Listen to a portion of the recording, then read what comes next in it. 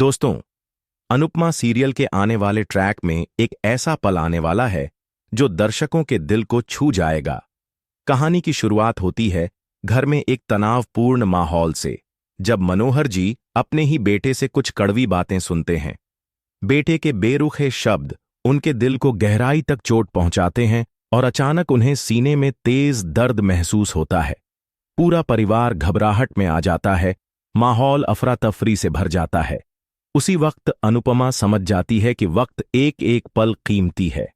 वह बिना देर किए मनोहर जी को अपनी गाड़ी में बैठाकर तुरंत अस्पताल ले जाती है।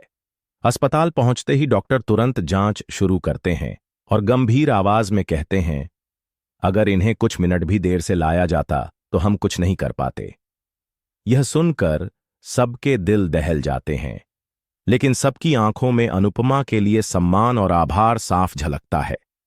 अनुपमा की सूझबूझ और साहस ने मनोहर जी की जान बचा ली थी।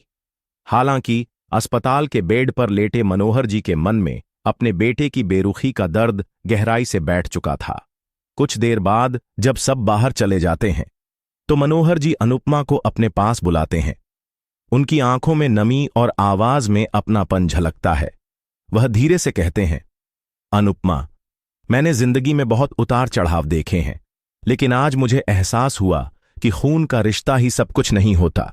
भरोसा और इंसानियत भी उतनी ही जरूरी है।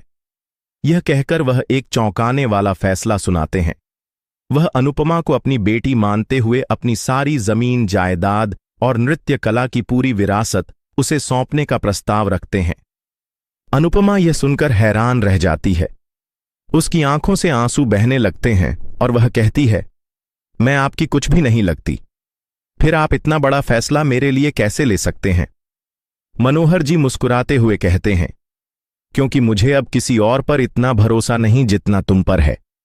तुम सिर्फ एक अच्छी इंसान ही नहीं, बल्कि एक बेहतरीन डांसर भी हो। मेरी कला, मेरी पहचान अब तुम्हारी है। यह सुनकर अनुपमा का दिल भर आता है। वह भावुक होकर मनोहर जी का हाथ पकड़ती है और उनके फैसले को सम्मान देती है।